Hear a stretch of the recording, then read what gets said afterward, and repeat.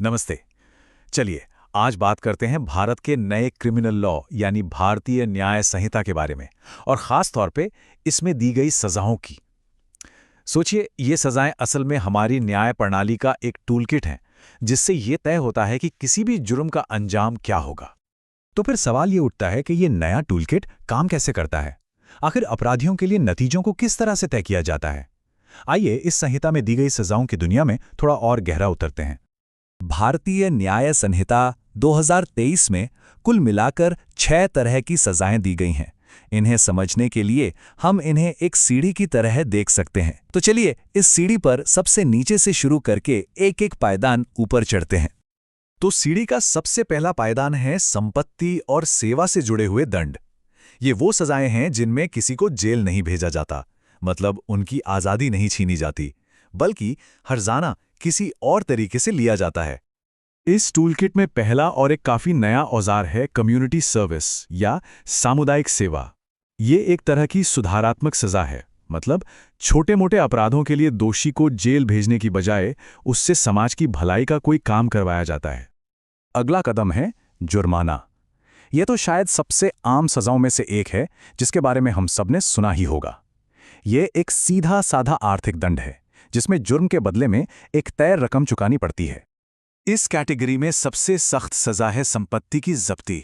देखिए, ये जुर्माने से एक कदम और आगे है। यहाँ सिर्फ पैसा नहीं बल्कि जुर्म से जुड़ी पूरी की पूरी प्रॉपर्टी को सरकार अपने कब्जे में ले लेती है। ये किसी के लिए भी एक बहुत बड़ी माली चोट हो सकती है। अब हम उस पायदान पर आ गए हैं जहां बात किसी की निजी आज़ादी पर आ जाती है। यहाँ पर कानून जेल की सजा, जिसे कारावास भी कहते हैं, को 2 अलग-अलग हिस्सों में बांटता है। पर यहाँ ये समझना जरूरी है कि कानून की नज़र में हर तरह की जेल एक जैसी नहीं होती।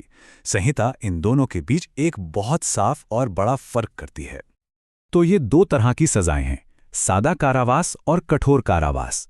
सादा कारावास का मतलब है बिना किसी मेहनत मजदूरी के जेल में रहना। वहीं कठोर कारावास में सजा के साथ कठिन श्रम भी जुड़ा होता है, और ये एक शब्द ही दोनों में जमीन आसमान का फर्क पैदा कर देता है। और अब हम आते हैं इस सीढ़ी के बिल्कुल आखिरी और सबसे गंभीर पायदान पर। यहाँ वो 2 सजाएं हैं जो किसी भी इंसान को दी जा सकने वाली सबसे बड़ी सजा मानी जाती हैं। सबसे बड़ी सजा से ठीक पहले आता है आजीवन कारावास। इसका सीधा सा मतलब है कि दोषी अपनी बची हुई पूरी जिंदगी, अपना पूरा प्राकृतिक जीवन सलाखों के पीछे ही गुजारेगा। आज़ादी छीनने की ये सबसे बड़ी सजा है। तो फिर सबसे बड़ी सजा क्या है? वो कौन सा अंजाम है जो इस पूरी सीढ़ी में सबसे ऊपर है? इसका जवाब कानून के शब्दों में बिल्कुल साफ है, मृत्यु। यही भारतीय न्याय संहिता के तहत दी जा सकने वाली सबसे बड़ी और आखिरी सजा है। तो अब जब हमने सारे पायदान देख लिए हैं, तो चलिए एक बार पूरे टूलकिट पर फिर से नजर डालते हैं और देखते हैं कि ये पूरा ढांचा आखिर दिखता कैसा है। तो ये है भारतीय न्याय संहिता का पूरा टूलकिट। एक तरफ सामुदायिक सेवा जैसा सुधारात्मक कदम, तो दूसरी तरफ मृत्युदंड जैसी सबसे बड़ी सजा। ये पूरा स्पेक्ट्रम जजों को ये ताकत देता है कि वो जुर्म की गंभीरता के हिसाब से सही दंड चुन सकें, ताकि इंसाफ संतुलित रहे। और ये सब हमें एक बहुत बड़े सवाल पर लाकर छोड़ देता है कि सजाओं का ये पूरा दायरा, ये जो पूरी रेंज है, ये किसी भी समाज के इंसाफ से जुड़े सिद्धांतों और उसकी सोच के बारे में आखिर क्या बताता है। ये सोचने वाली बात है ना?